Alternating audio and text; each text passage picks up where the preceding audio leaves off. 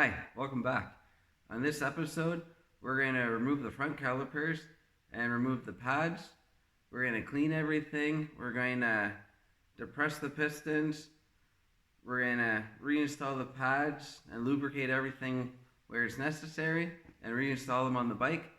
Don't forget to click the notification button and to subscribe. And check me out on Instagram at Clargo Garage. Let's get started. Alright, so I'm going to put a clean paper towel down to put all the parts on so they're easy to spot. So the first thing we're going to do is pull the pads out. So you can see right here, there's two cotter pins that you pull out for the slider, and then the pad should just drop right down. So we're going to start with that.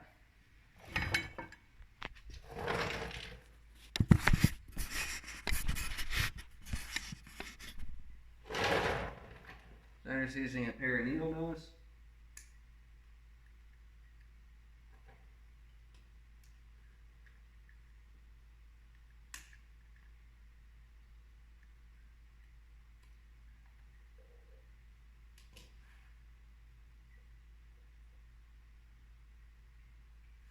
And then you kind of push with your finger. And then you should be able to pull that pin all the way out, like so. And then the pads and everything will just drop right down the bottom. I keep the pads oriented so they go back on, so they're on the same rotor. But these pads still look pretty good. They got quite a bit of life on them. They're looking pretty decent. They need to be cleaned, but material wise they're pretty good.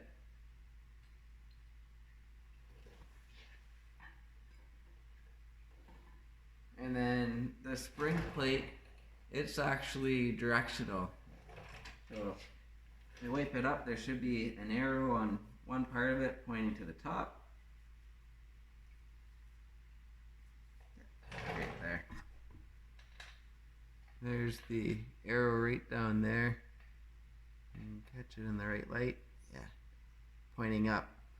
So that arrow points to the sky. So just keep that in mind when you're putting it back together. It has that direction. I'm going to put a rag over everything, so I'm going to use some brake cleaner and then blow it off with compressed air. And I want to try to avoid getting anything on the tire or on the paint. Alright, so as we can see, it's pretty dirty inside.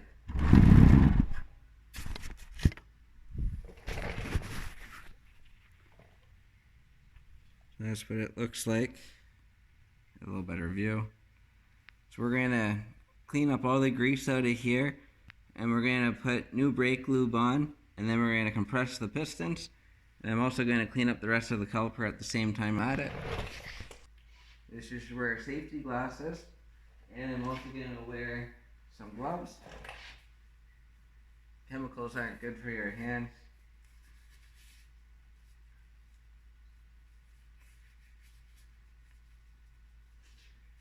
So when my gloves are the cleanest, I'm going to start by cleaning the most important part first, which is the brake pads. I'm going to start with one pad. I'm going to spray some brake lube on it, or some brake cleaner I mean.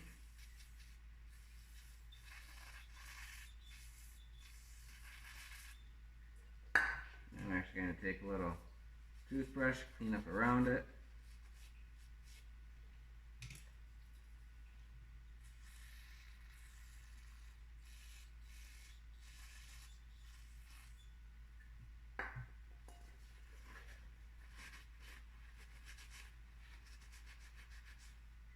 As we can see, it was pretty dirty, and that definitely affects how well your brakes work. When they get dirty like that, they won't feel so smooth on it, so almost kind of pulsate, and you won't stop as fast either. So we want to make sure our brakes are clean, so we have maximum stopping power all the time.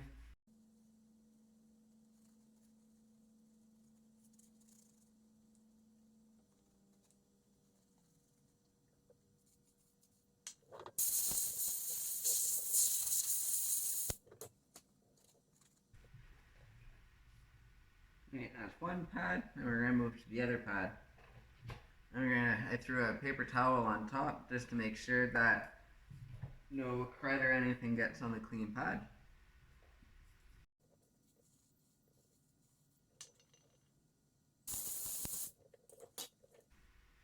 I'll clean the slide pin now too.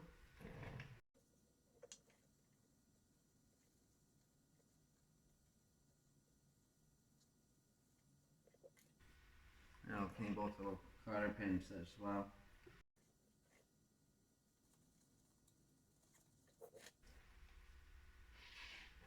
Alright, now same thing with the caliper. I'm just going to keep cleaning it up and get all the grunge and that off it so it looks brand new.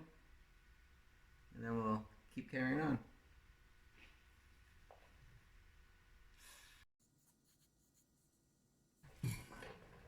Alright, I got things cleaned up.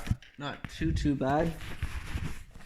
Could be a little bit better, but it's a lot better than what it was. Oh. Now I'm going to take some brake lube and I'm going to smear it all around the cylinders, and then I'm going to work the cylinders back into the caliper. So that's all I'm using for brake lube. Just easy slide. I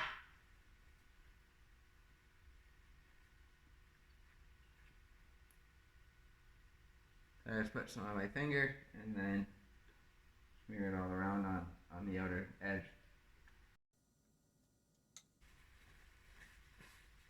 And now I'm going to just take my hand, I'm going to squeeze the pistons back in. You can usually do it just with your hands. If it's too stiff, then you got to get a piece of wood and a C-clamp to suck them in. And as you go one at a time, you'll squeeze one, another one will kind of come out a little bit, and you just keep working your way all the way around, and eventually they'll all be back and flush. We're not doing a complete brake pad change anyway, so it doesn't matter really if we get them all the way back in. But I just like to do it, and then when I pump my brakes back up to get brake pressure again, it just kind of works things a little bit. I think it helps keep things freer.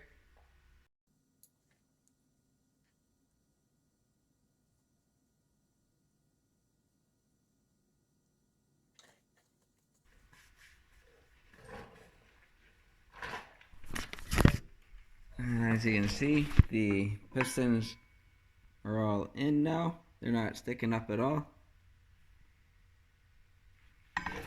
And I'm just going to go with a clean rag and wipe up any excess oil in there or grease.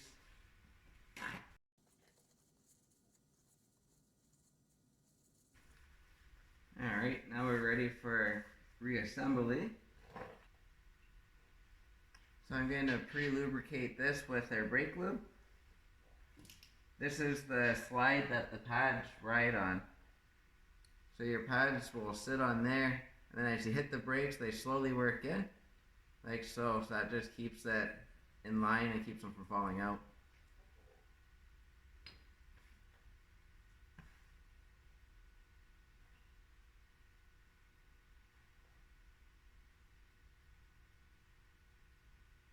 And you don't need an excessive amount on here. Just enough to coat the whole thing so they have some lubrication. If you put too much, it might end up on your pads, and that's not good either. It'll make them not stop as fast.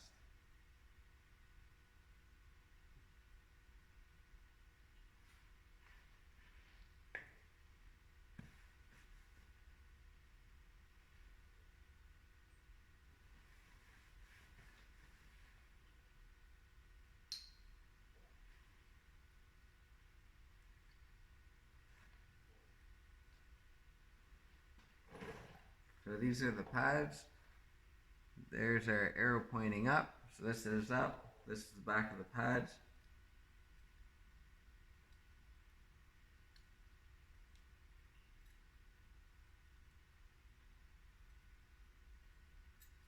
So I'm going to push the pads up from the bottom, and then I'm going to set the spring piece from the top down.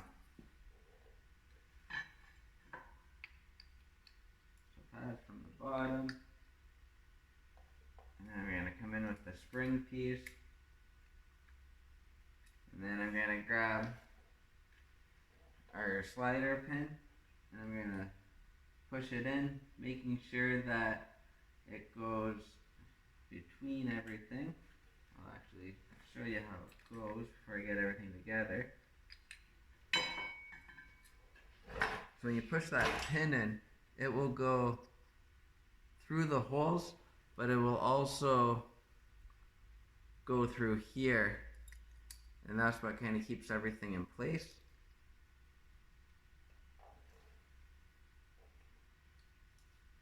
So it actually goes just like so. And you can see that that piece of metal that comes down is on the bottom side of that pin, so that's actually all together one unit, but you can't sight it in like that.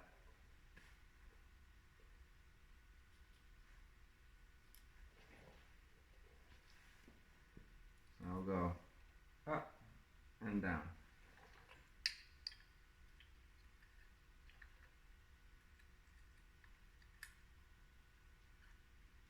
We'll hold everything with one hand, and we'll slip our pin in.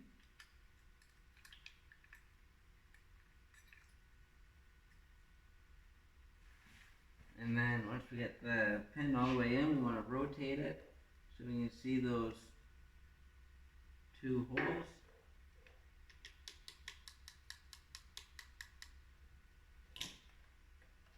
And then we can just shove our little keepers in. Where the round hump is, that's what sits on that pin, so it can't slide up or down, and the straight part goes through the pin. And there's two of them, one on each side.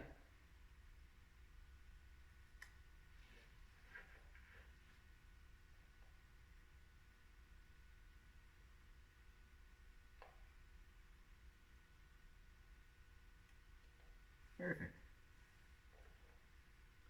Now our last step is to get the caliper on the bike.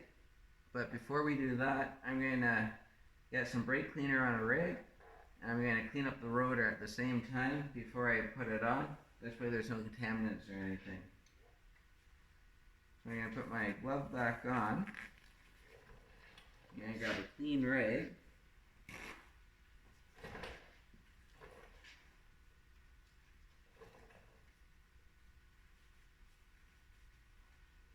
And I'm just going to kind of soak it. So it's nice and wet. And then I'm going to wrap it around the rotor, and I'm just going to spin the tire.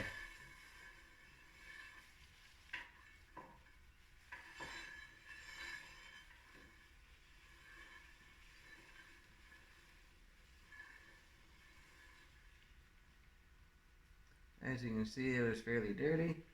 So I'm going to turn my rig inside out, and I'm going to do it again.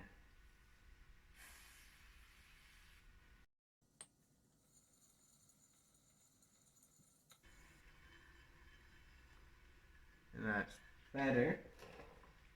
And I'm going to take a clean dry rig,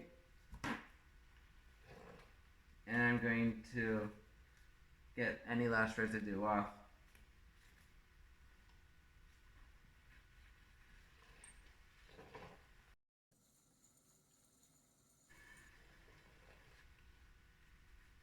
Nice and clean. And now I'll pull my caliper bolts out. There's one, and there's two.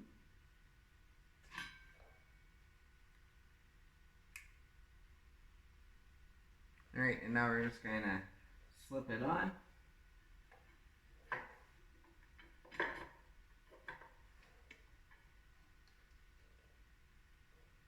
And we're going to slip the bolts back in. They still have quite a bit of never sees from the last time I had them off. So I'm just going to slip them on without never seizing them. So I like to get one in, and then I get the top one in, I usually don't take the top one all the way out because the reflector is kind of a pain. But in this case, I had everything all apart. Then we're going to grab a 12 mil and we'll tighten them up.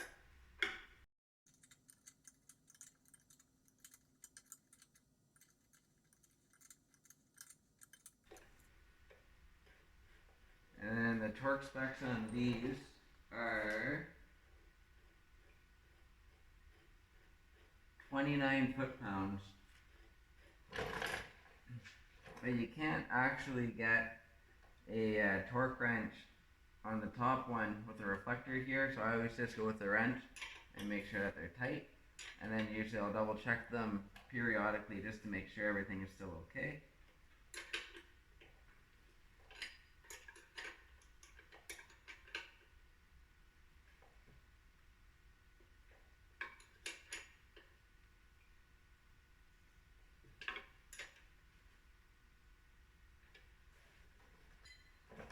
I'm not going to show doing the other side because it's identical to this side, just mirror image. But once you get both on, you want to grab your brake and you want to pump it up until you feel brake pressure. Because if you just jump on and start riding and you go to hit the brakes, there's a good chance you'll have no brakes there, especially if you compress the pistons, because they might take 5 or 10 pumps before they move back to the rotor. And one other thing you want to check too, when you're doing your brakes, you want to check for any excessive wear or tear on the rotors, because if there is, you'll have to change them eventually. So it's something to keep an eye on. So thanks for watching. Don't forget to subscribe and click the notification button. Check me out on Instagram at Clargo Garage. See you next time.